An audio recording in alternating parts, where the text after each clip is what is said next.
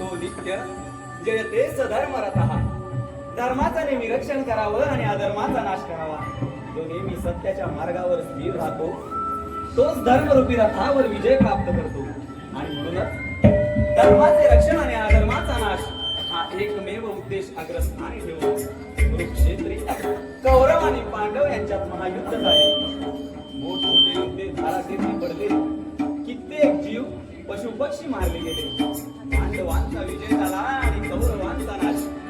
परंतु हे युद्ध जरी पांडव जिंकले असले तरी पांडवांना मात्र शांतता मिळाली नाही. युधिष्ठिराच्या मनात एक शंका तैमान घालू लागली आणि ती शंका अशी होती की धर्म स्थापनेसाठी आपण युद्ध केलं आणि त्या युद्धात शत्रू म्हणून ज्यांना यमसद निघालं ते आपलेच आपले आणि सगळे सोडले. मग आपल्या हातून पाप घडले की काय असा संभ्रम धर्मराजाच्या मनात निर्माण झाला. मुळात हे युद्ध आपल्या आणि परकीय यांच्यात नव्हतं. हे युद्ध होतं ते धर्म आणि अधर्मामध्ये, नीती आणि अनितीमध्ये. हे युद्ध होतं ते सत्य आणि असत्यामध्ये. पण ही गोष्ट धर्मराजाला कोण समजावणार? आणि म्हणूनच माझ्याच सांगण्यावरून आणि व्यासांच्या मार्गदर्शनाखाली धर्मराजाने पाप क्षालनासाठी आणि विश्व शांतीसाठी अश्वमेध यज्ञ साकार करण्याचं कार्य हाती घेतलं. माधव त्या दृष्टीने टाकलेले पहिले पाहून देखील यशस्वीरित्या पार पडले ते म्हणजे अश्वमेध यज्ञ. आणि यज्ञासाठी लागणारा श्याम कर्ण, शुभ्र काया वर्ण, शेपूट पीत वर्ण आणि कान नीळ वर्ण असणारा शुभक यवनाक्षाकडून आपण मिळवलेला आहे. अगदी बरोबर आहे अर्जुना. अर्जुना, भद्रावती नरेश यवनाक्षाला हा श्याम कर्ण साक्षात नारायणाकडून प्राप्त झाला होता. खरंच अर्जुना, भीम, कर्णपुत्र ऋषिकेतू आणि घटोत्कच पुत्र मेघवर्ण या वीरांचं कौतुक करावं तेवढं थोडं. भद्रावती नरेश यवनाक्ष हा महापराक्रमी, पण या 3 वीरांच्या सामर्थ्यापुढे त्यांनी देखील हात टेकले आणि श्याम कर्ण वारू अश्वमेध यज्ञासाठी देऊन तो पांडवांना शरण आला. अर्जुना, अश्व तर आपल्याला मिळाला आणि अश्वमेध यज्ञाला प्रारंभ देखील झाला. परंतु पार्था, कोणतेही कार्य हाती घेणं फार सोपं आहे, परंतु ते कार्य सिद्धीस नेण्यासाठी खूप मोठी साधना आणि कष्टाला सामोरं जावं. माधव, आपल्या बोलण्याचा मते अर्थ लक्षात येतोय माझ्या. पुढील 1 वर्षासाठी श्याम कर्ण ज्या ज्या प्रदेशात प्रवेश करेल तेथे राज्य करीत असलेल्या राजकर्त्याने जर का अश्वबंधन केले तर त्याला पराभूत करून अश्व सोडवता आला पाहिजे. अगदी बरोबर. शिवाय अश्वच्या त्या ठिकाणी बलमुद्र करेल तेथे धर्मशाळा स्थापन झाल्या पाहिजे. अगदी बरोबर. का तुम्ही मुळी चिंता करू नका. हा घटोत्कच पुत्र मेघवर्ण कायम तुमच्या सोबत असेल. मेघवर्णा, तुझ्या पित्याचे बलिदान आम्हा पांडवांसाठी फार मोलाचे आहे. तुझा पिता एक महान पराक्रमी होता व दानशूर होता. सरते शेवटी कर्णाला सत्य अस्त्रांचा सरसंध करण्यास भाग पाडले आणि मारला गेला. तुझा पिता मृत्युमुखी पडल्याचे दुःख अजून मी विसरलो नाही. त्यामुळे तू अश्वरक्षणासाठी येऊ नये असे मला वाटते. मेघवर्णा, अर्जुन जे काही सांगत आहे त्याचा तू नीट विचार कर. अश्वमेध यज्ञ काही सोपा नाही आणि अश्वरक्षण करणं म्हणजे प्रत्यक्ष मृत्यूशी झुंज देण्यासारखं आहे. मेघवर्णा, अरे या अश्वमेध यज्ञात खूप साऱ्या देहरूपी समिधा भस्म होणार आहेत. भगवंता, अश्वमेध यज्ञाच्या महान कार्यात जर हा देह भस्म होणार असेल तर हा मेघवर्ण देहरूपी समिधांची आहुती देण्यास सदैव तत्पर असेल. गरजला मेघवर्ण मेघासारखा गरजला. आणि का गरजणार नाही? पिता श्री घटोत्कच आणि पितामह भीम यांचं प्रतिस्वरूप आहे माझा मेघवर्ण. ठीक आहे मेघवर्णा, तू मनाशी निश्चय केलाच आहेस तर तू ही रक्षणासाठी माझा आशीर्वाद सदैव तुझ्या पाठीशी आहे. भगवंता, अश्वमेध यज्ञाला प्रारंभ झाला आणि देखील अश्वनी सोडला. तो महान श्याम कर्ण वाऱ्याच्या वेगाने पुढे वाटचाल करतो आहे.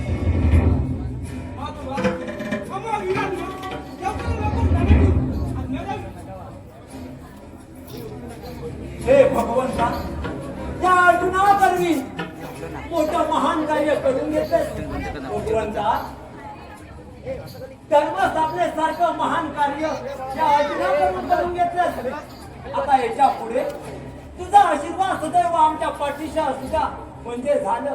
त्या शुभ आणि मंगल आशीर्वाद आम्हा वीरांना द्यावा. माझा आशीर्वाद सदैव तुमच्या पाठीशी आहे. यशस्वी भव.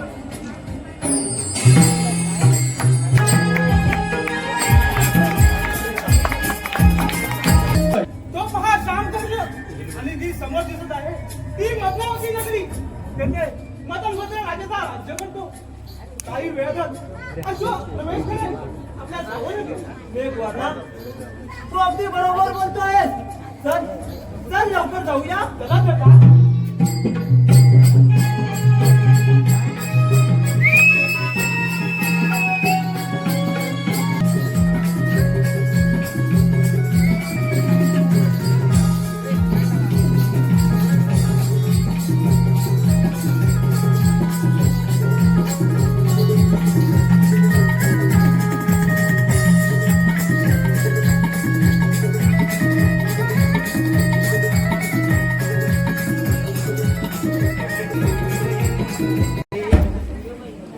करुणालया कैलासपती शिवशंकरा या मदनमती राज्यकर्ता राजा मदनभद्र तुझ्या उज्जैनी पवित्र चरणी नतमस्तक होतोय. देवा, तुझ्या कृपेचा आशीर्वाद सदैव आमच्या पाठीशी असावा ही एकच इच्छा आहे. महाराज, मदनावती नगरीची महाराणी आणि आपली धर्मपत्नी नित्यनेमाने शिवशंकराची आराधना करते. मग शिवशंकर आपल्यावर प्रसन्न का बरं नसणार? होय मंजिरी, महादेवांची कृपा तर आहे, परंतु तुझ्यासारखी शूर आणि पराक्रमी पत्नी मला लाभली हे मी माझं भाग्य समजतो. महाराज, संसाराचा रथ हा एका चाकावर चालत नाही. त्याच्यासाठी दोन्ही चाकं तोला मोलाची असावी लागतात. महाराज, पती जे कार्य हाती घेईल त्या कार्यात त्याला सहाय्य करणे हे एका धर्मपत्नीचे कर्तव्य आहे आणि ते चोख पार पाडण्याचे मी प्रयत्न करत आहे. महाराज, महाराज, आपल्या राज्यात एका अश्वाने आगमन केलं आहे. अश्व? आणि तो पुढे प्रचंड वेगाने येत आहे. अश्व? कोणता अश्व? महाराज, त्याच्याकडे पाहता तो साधारण अश्व वाटत नाही. तो पहा अश्व. या मदनावती नगरीमध्ये माझ्या परवानगीशिवाय मुंगी देखील प्रवेश करू शकत नाही. मग हा अश्व कसा काय आला? सेवक, जा आणि त्या अश्वाला बंधन करून माझ्या समोर हजर करा. ठीक आहे.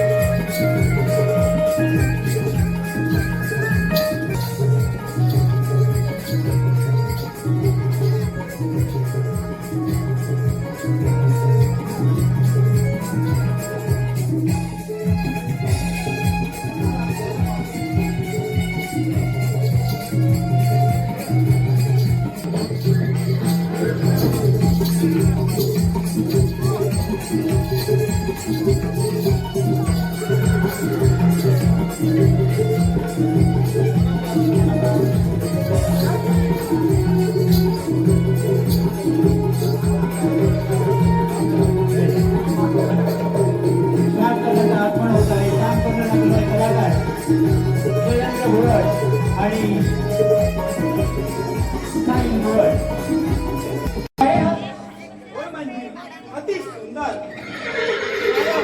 वर्ण, शेपूट पीतवर्ण आणि कान नीलवर्ण या अश्वाचं खूप ओळख टाकणार असं आहे. महाराज, परंतु याच्या डोक्यावरील सुवर्णपत्रिका कसली पाहता का तुम्ही? मंजिरी, ती पत्रे मी पाहतो.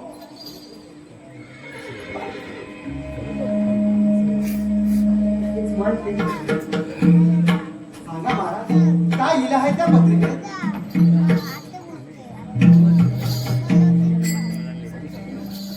त्या पत्रिकेच्या अग्रस्थानी श्री गोपाळ कृष्णाय नमो नमः असं लिहिलं आहे आणि मध्यात लिहिलाय तो पुढील प्रमाणे: युधिष्ठिरे मांडिलासी याग, त्या निमित्त सोडिला हा तुरंग, भारत रक्षणासी असे संग, श्रीरंग त्याचा सहाय्य काली, जो नृप असेल बलाढ्य पूर्ण त्याने जी धरावा श्याम करणं त्याच्याशी युद्ध करून अर्जुन सोडीला निजबळे त्याच्या पुढे लिहिलाय हस्तिनापुरात वास करणारे आम्ही 5 पांडव या 5 पांडवांनी अश्वमेध साकार करण्याचं कार्य हाती घेतलंय जो कोणी वीर असेल त्यानं या अश्वाचं बंधन करावं न पेक्षा आम्हा पांडवांना शरण यावा हे कदापि शक्य होणार नाही वा वा रे पांडवांनो अश्वमेध यज्ञ तुम्ही करणार आणि आमच्या सगळ्या क्षत्रियांना आव्हान देणार आणि श्याम करणा दिग्विजयासाठी सोडून आमच्या सगळ्या क्षत्रियांना आव्हान देता पांडव हो मध्यवर्ती नराज त्याने आपल्या अश्वाचं बंधन केलंय हो राजा मदन मंत्र पांडवांना सोडून सोडून दे अरे अर्जुना पांडवांना तुम्हाला तेव्हाही मिळणार नाही आणि जर पाहिजे असेल तर युद्ध करा आणि जिंकून टाकूया ठीक आहे अश्वाला बंधन करा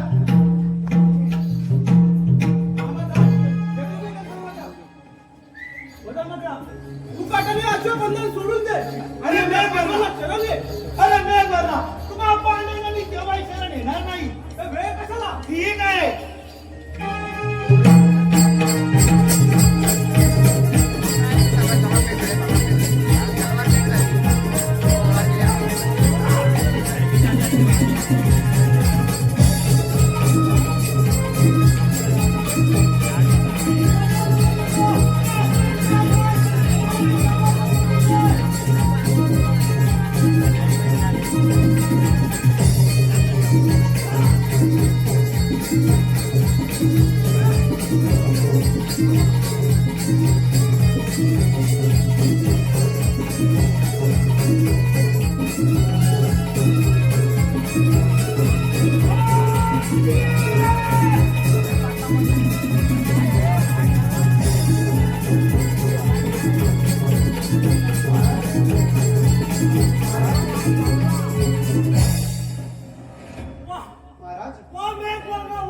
उठा महाराज उठा असे काय का पडल्यात महाराज उठा ना उठा महाराज तुम्ही बोलत का नाही महाराज महाराज महाराज माझा जीव बेचैन होतो महाराज उठा महाराज महाराज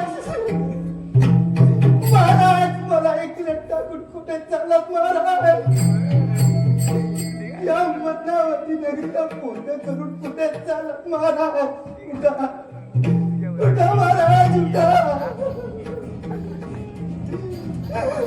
महाराज सोडून नका जाऊ मला महाराज सोडून नका जाऊ या राज्याला एकटी कशी सांभाळू महाराज उठा महाराज उठा मेघवाना तू माझाच माझ्या पतीला तू पुसतास माझ्या कपाळी कुंकू तुला मी अशी सोडणार नाही मदनावती नरेश मदन भद्र त्याची मी पत्नी मदान मंजिरी तुम्हा दोघांनाही यमदत्ती पदाशिवाय भिक्षा चमत्कार नाही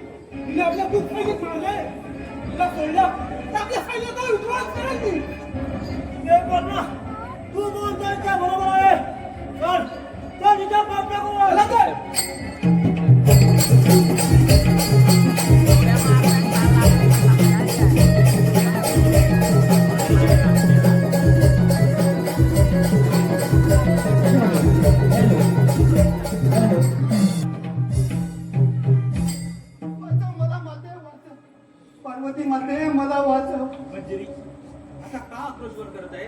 माते माझ्यावर महाभयंकर असे संकट ओढवले आहे माते. संकट? कोणते संकट? माते बोल लवकर. माते ते 2 दृष्ट आमच्या मदनावती नगरीवर आक्रमण केले. त्यात माझे पती मदनभद्र मारले गेले. ते आता माझ्या पाठलागावर आहे. ते मला पण जिवंत सोडणार नाहीत माते. मला वाचव, माझं रक्षण कर माते. आपण महादेवांकडे जाऊया, तेच आपल्याला सहाय्य करतील. ठीक आहे माते. चल चल. चला चल.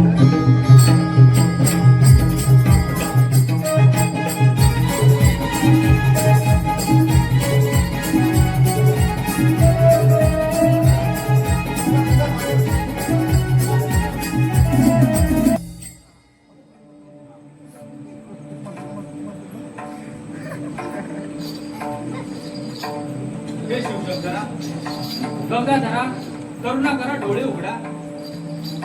तुमचा भक्त संकटात असलेला म्हणजे तुम्ही शांतता बघता. डोळे उघडा, सदाशिव, डोळे उघडा. पार्वती, असे कोणते संकट ओढवलं आहे म्हणून तू माझा धावा करत आहेस? एका सैन्याने प्रचंड सैन्याचं मदनावती नगरीवर आक्रमण केले. त्यात राजा मदनभद्र त्याचा अंत झाला. आता तो दैत्य राणी मदनभद्रीच्या पाठीमागे येत आहे. तेव्हा आपण तिला सहाय्य करावे एवढीच विचार. ठीक आहे पार्वती, माझा पुत्र ज्याला मी माझ्या जटेत धारण केला होतं, तर त्याला मी या संकट निवारण्यासाठी मुक्त करत आहे.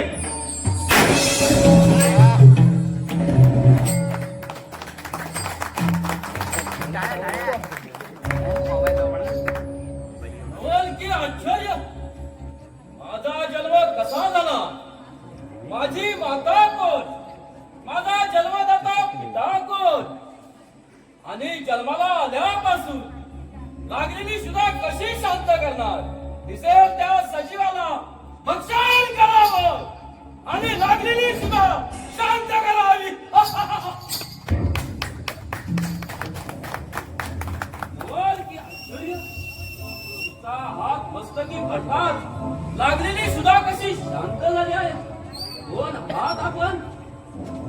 तुझाच जन्मदाता आहे मी. हाय, माझा जन्मदाता. होय, तुझी माताही मीच आणि तुझा पिताही मीच. तुझा जन्म आज झाला नसून प्रदीर्घ काळापूर्वी झाला आहे. पूर्वी दक्ष प्रजापतीने महायज्ञ आरंभिला होता. त्या यज्ञाचे त्याने मला आमंत्रण दिलं नाही. त्यावेळी दक्ष पुत्री सती या यज्ञाला गेली असता तिथे दक्षाने माझा अपमान केला. तो अपमान सतीला सहन झाला नाही. सती माझी मोठी भक्त, तिला हा अपमान सहन न झाल्यामुळे तिने या यज्ञाग्नी स्वतःला समर्पित केले. सतीचा या यज्ञामध्ये मृत्यू झाला हे मला कळतात मला महाभयंकर असा राग आला आणि मी माझ्या जटा जमिनीवर आपटल्या आणि त्यातूनच तुझा जन्म झाला. मग सांगा देवा, आपल्या जटेत मला का गुप्त करून ठेवलं? त्याला देखील एक कारण आहे. दक्ष यज्ञ उद्ध्वस्त करावा या हेतूने मी तुला जन्म दिला, परंतु तुझा क्रोध इतका महाभयंकर होता की त्यामुळे या सृष्टीचे संतुलन बिघडणार होते आणि म्हणूनच मी तुला पुन्हा माझ्या जटेमध्ये धारण केले आणि आता तुला मी मुक्त केला आहे. देवा, आज मला तुम्ही मुक्त केलं, ते का आणि कशासाठी? सांगतो. प्रथम मी तुझे नामकरण करतो. पूर्वी जन्मी तू वीरभद्र या नावाने ओळखला जायचास, पण या जन्मी मी तुझे नाव रुद्र असे ठेवत आहे. परंतु तुझी देहधारणा पाहता तुझे मी नाव रुद्राक्ष असे ठेवत आहे. माझ्या देहदारण्यामुळे लोक मला रुद्राक्ष म्हणून ओळखतील. मग सांगा देवा, माझ्या मुक्ततेचं कारण काय? सांगतो. रुद्राक्षा ही मंजिरी माझी मोठी भक्त आहे आणि आता तिच्यावर खूप मोठे संकट ओढवलं आहे. तिच्या बरोबर जाऊन तिच्या संकटाचे निवारण कर. ठीक आहे देवा. पण एक लक्षात ठेव, तिच्या आज्ञेचे तू कायम पालन कर आणि सतत तिच्या सोबत राहा. जशी आपली आज्ञा देवा. ठीक आहे.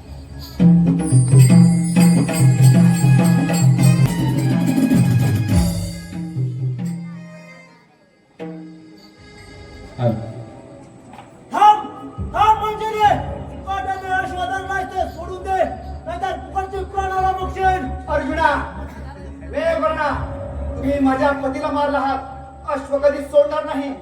तर वेळ कशाला स्वीकारून त्याचे वाद. ठीक आहे.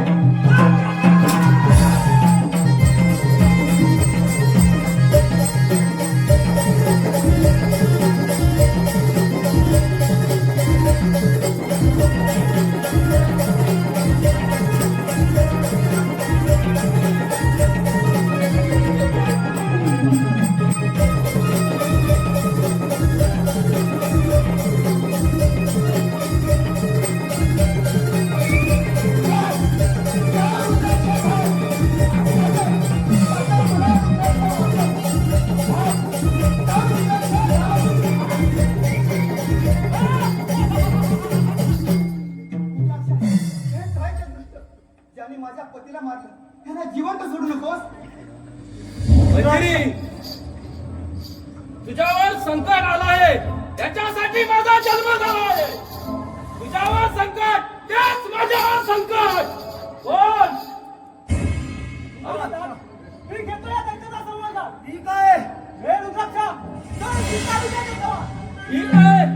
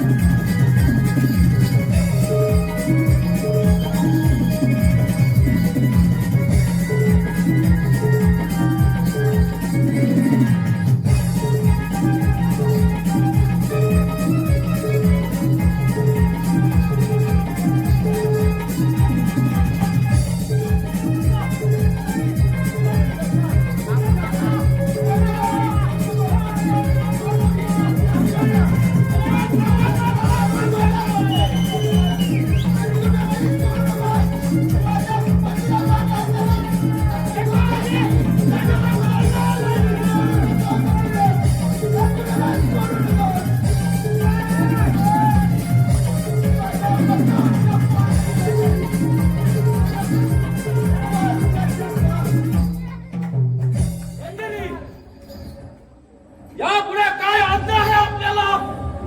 रुद्राक्षा, या वीरांचे बंधू हस्तिनापुरात राहतात असे त्या सुवर्णपत्रिकेत लिहिले होते.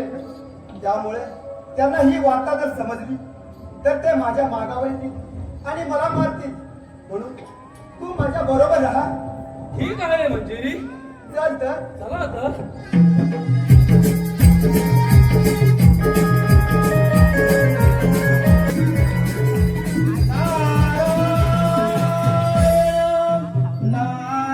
नारायण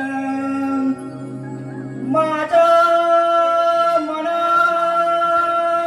लागो छंद नित्य गोविंद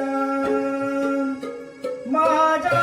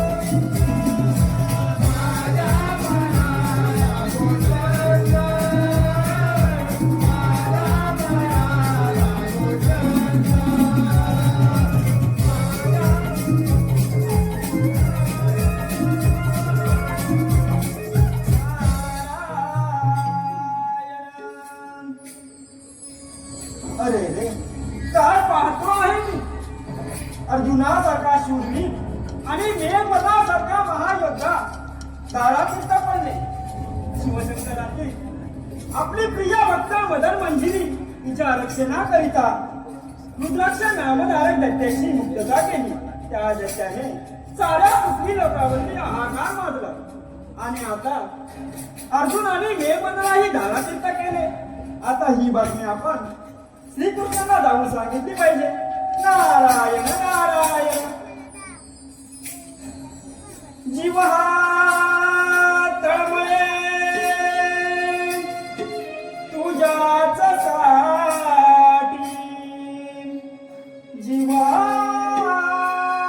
तळमळे तुझ्याच साठी. कोठे मला भेटली.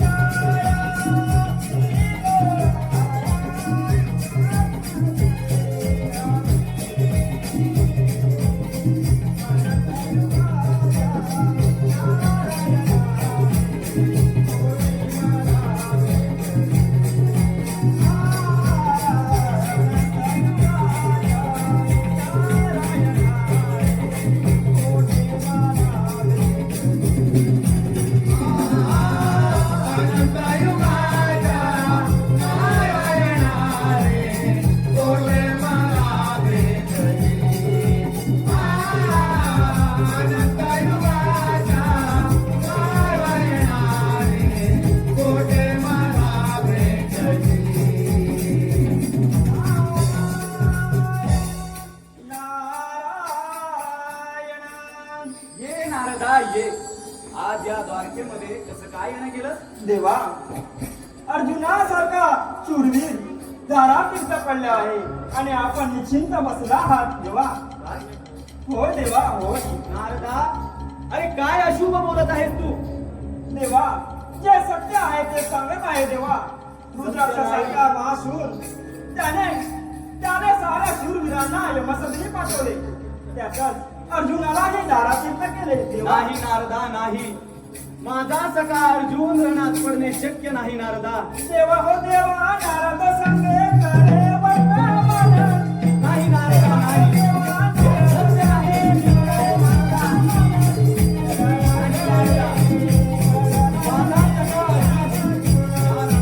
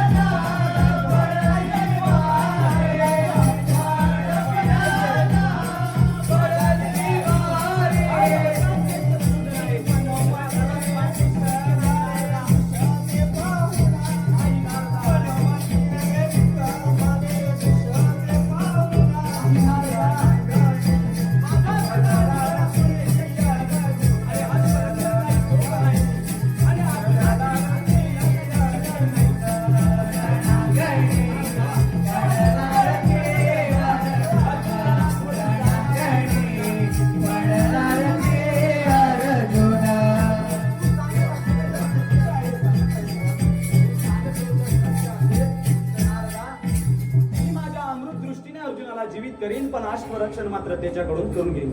चल नारदा, मला अर्जुनापर्यंत घेऊन चल. ठीक आहे देवा, चला तर जाऊया तर आपण. चल तर नारदा.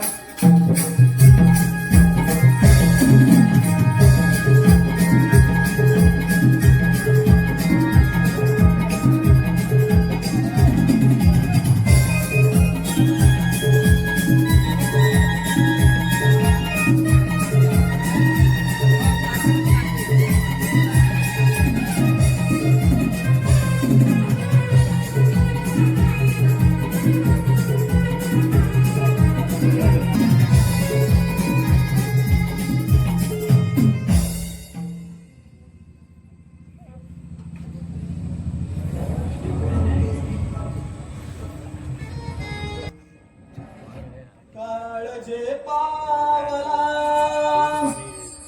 काळजे पावला,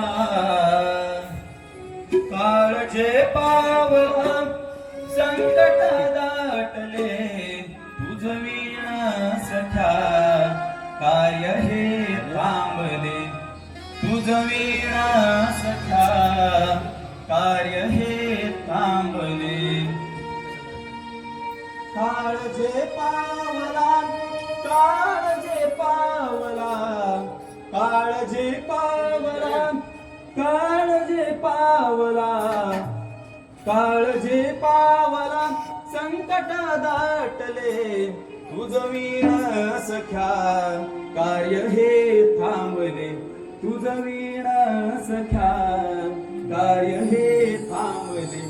शूरवीरा तुम्ही रणी पडले कसे, सांग उठुनी मला सारे घडले कसे.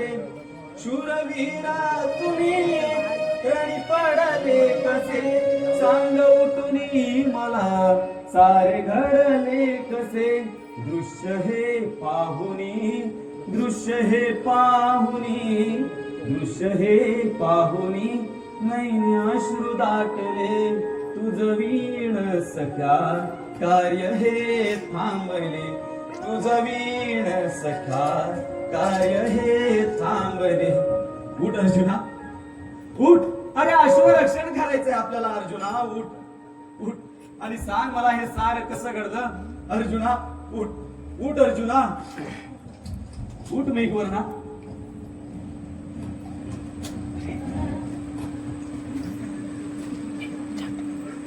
अर्जुना सांग अर्जुना हे सार कसं घडलं. भगवंता, मदन्मथ राजाचा आम्ही त्याला मरण दिलं आणि त्याची राणी मंजिरी तिच्याशी युद्ध करता करता एक नाहमक राक्षस उत्पन्न झाला. त्यानेच आमचे हे हाल केले माधव, त्यानेच हे हाल केले माधव. तो खूपच शक्तिशाली आहे देवा. अजून एक शूरवीर आहे. शूरवीर? नारदा, अरे कोण शूरवीर? देवा, राम भक्त हनुमान, त्याचा तुम्ही धावा करा.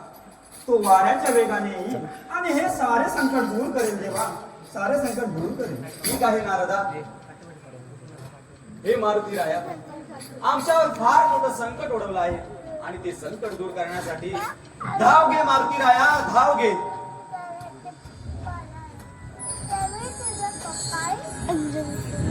अंजनीचा सुता तू धाव घे आता, लवते येई बा हनुमंता, लवकर येई बा हनुमंता.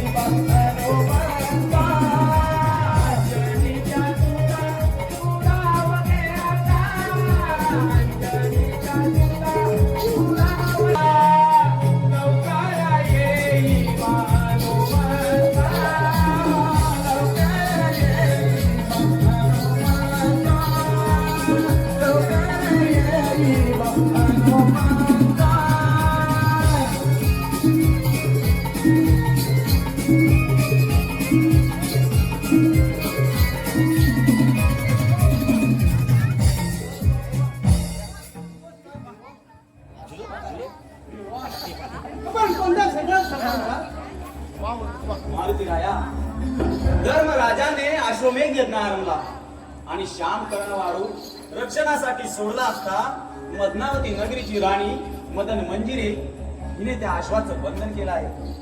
मंजिरी ही एकटी नाही, तिच्या सोबत महाशक्तिशाली रुद्राक्ष देखील आहे. तेव्हा मारुती राया, तू जा आणि मंजिरीसह रुद्राक्षाला पराभूत करून अश्वबंधन मुक्त कर.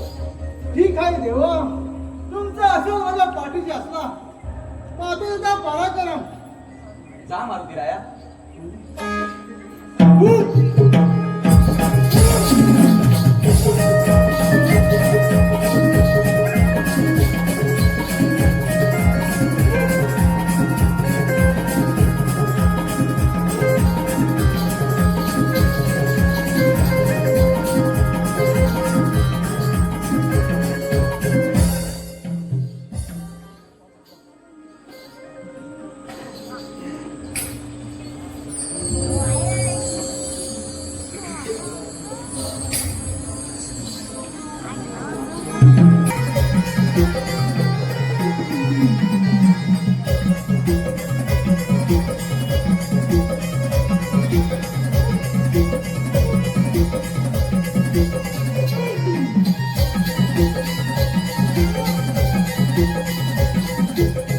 कोण आहेस तू? मी श्रीभक्त मारुती आहे. तुला माझा श्याम करणं आणि सर्व विराला सोडून दे. मारुती, अरे श्याम करणं धरला तो सोडण्यासाठी नाही, माझ्या पतीला त्याने मारला आहे आणि आता तुलाही यमसंधी पाठवेल. यमसंधी पाठवणारी होत आहे त्याला. ठीक आहे.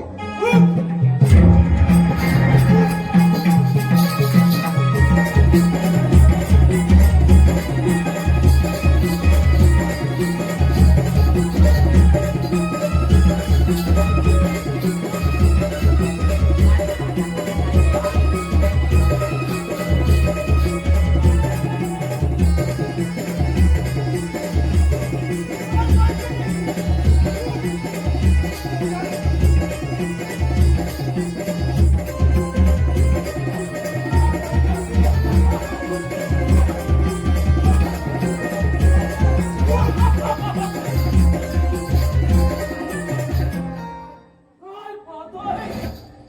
तिच्या रक्षणासाठी माझा जन्म झाला. ही मंजिरी माझ्या डोळ्यात देखत झाडावरती पडली आहे.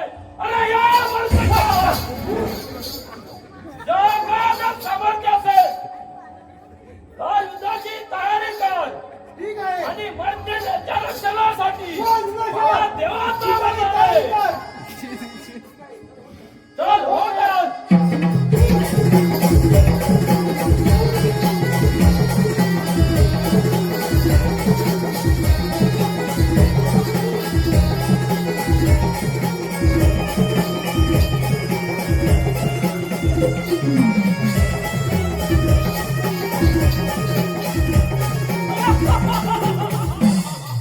अरे मर्कटा, पळून पळून कुठे पडणार?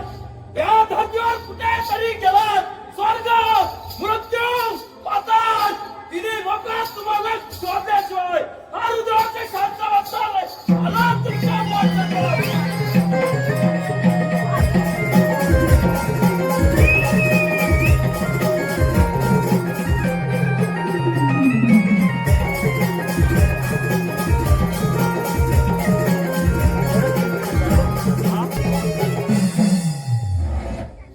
या रुद्राक्षास पुढे तर सारे परिश्रम व्यर्थ ठरले.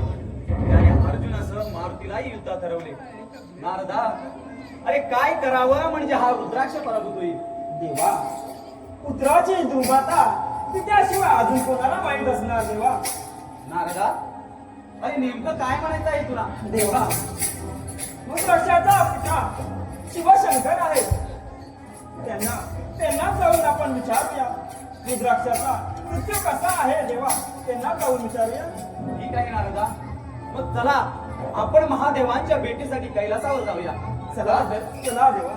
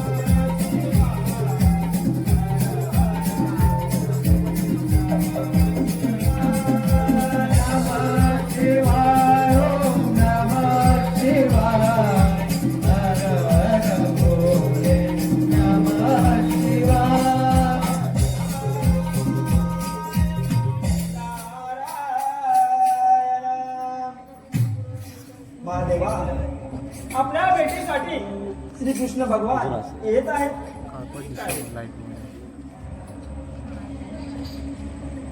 महादेवा बरी मौज केली.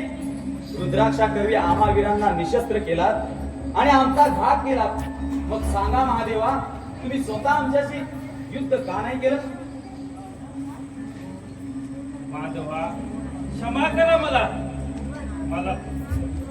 एका दैत्याने अनर्थ मांडला आहे असे मला पार्वतीने सांगितले आणि त्याच्या नाशाकरता म्हणून मी रुद्राक्षला मुक्त केलं. त्यामध्ये तुमचा संबंध होता हे मला माहित नव्हतं. महादेवा, तुम्ही रुद्राक्षाचे जन्मदाता आहात. मग त्याला पराभूत कसं करावं हे तुम्ही सांगा. रुद्राक्ष हा अद्भुत शक्तीचा महापराक्रमी वीर आहे. तो सहसा कोणाला अटवायचा नाही. तेव्हा तुम्ही असं करा, हे माझं त्रिशूल घेऊन जा आणि ते ईशान्य कोणात ठेवून त्याचा वध करा. ठीक आहे. हे घ्या माधवा आणि त्या दैत्याचा नाश करा.